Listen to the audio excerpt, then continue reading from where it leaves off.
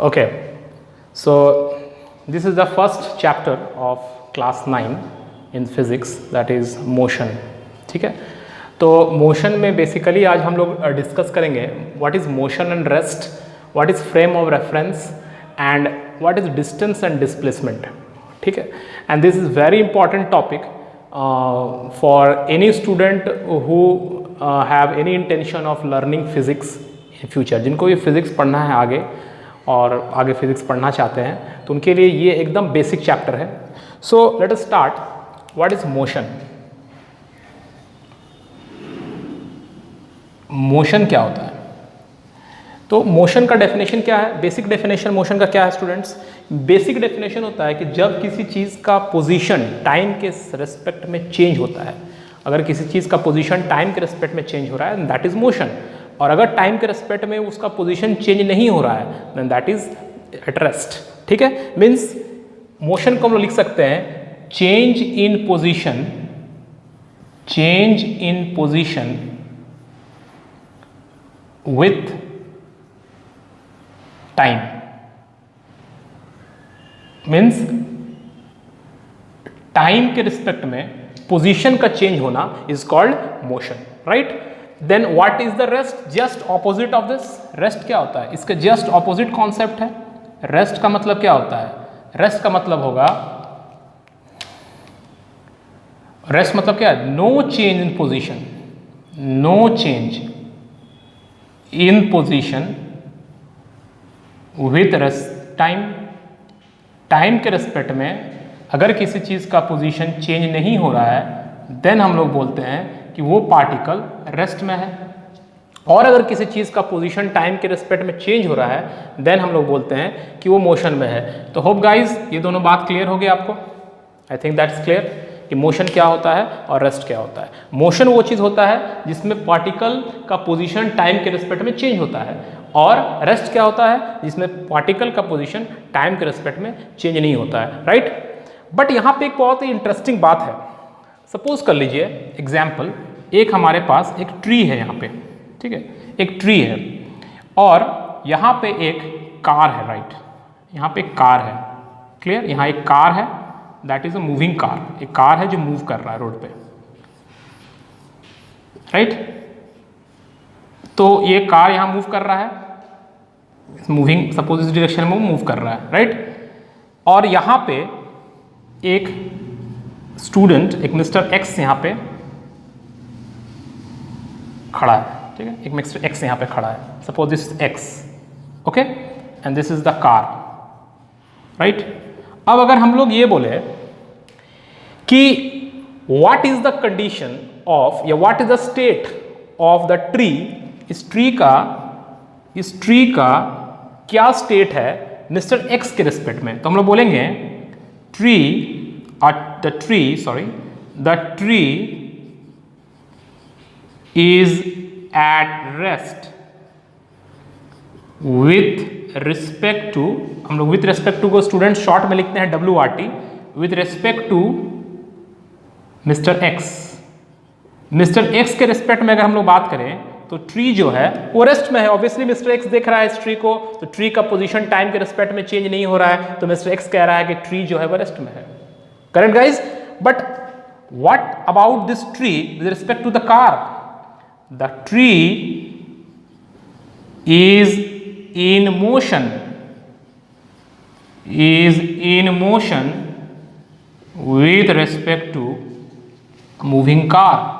अगर moving car के respect में हम लोग देखते हैं तो क्या ये ट्री मूव कर रहा है या मूव नहीं कर रहा है? तो जब मूविंग कार के रिस्पेक्ट में हम लोग देखते हैं तो इस कार में से अगर हम इसको ऑब्जर्व करेंगे तो हमको लगेगा कि ट्री इधर मूव कर रहा है, राइट?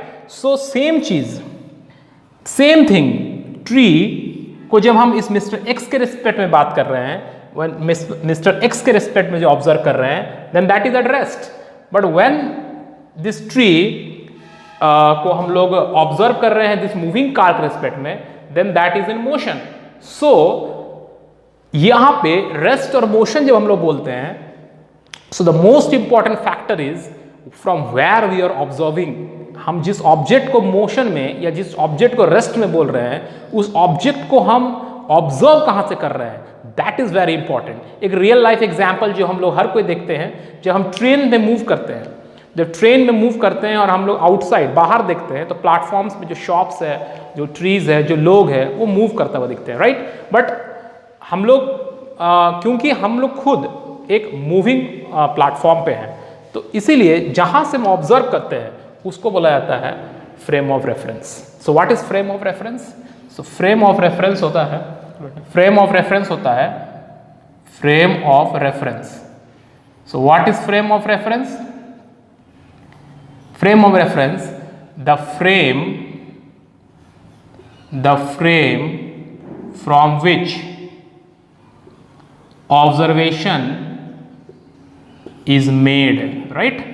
हम लोग ऑब्जर्वेशन कहां से कर रहे हैं? is made, जहां से ऑब्जर्व किया जाता है उसको बोला जाता है फ्रेम ऑफ रेफरेंस। सो इस डेफिनेशन को और फैक्चुअल करने के लिए हम बोल सकते हैं change in position with respect to time with given frame of reference, with given frame of reference।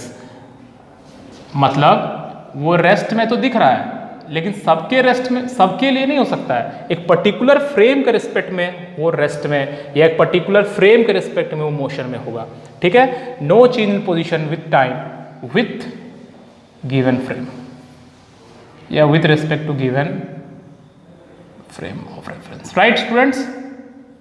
Guys clear होना चाहिए यहाँ पे बात। ये एकदम बहुत ही फैक्चुअल चीज है, अब बहुत ही बेसिक चीज है। जैसे ये ट्री का कंडीशन या स्टेट पूछा जाए अगर मिस्टर एक्स के रेस्पेक्ट में, तो हम बोलेंगे this tree is at rest with respect to mister X, this tree is in motion with respect to the moving car. तो दैट यहाँ पे मूविंग कार जब फ्रेम ऑफ रेफरेंस है, then this tree is in motion, when mister X is frame of reference, then tree is at rest, right? So this is the concept which you have to keep in mind in higher classes also when we classify something in rest or something in motion, right? Now we will see what is distance and displacement. Okay, so let us see distance and displacement, right? Okay, so see, suppose this is AB and this is perpendicular to B is C. Suppose a person is moving from A to B and then B to C. Suppose this is 4 meter and this is 3 meter. Okay. So now what is distance and what is displacement? Distance says I am what? Total path length. Total path length. So according to this figure, distance will be 4 meter plus 3 meter, that is 7 meter, right? But if someone asks what is displacement, then what is displacement?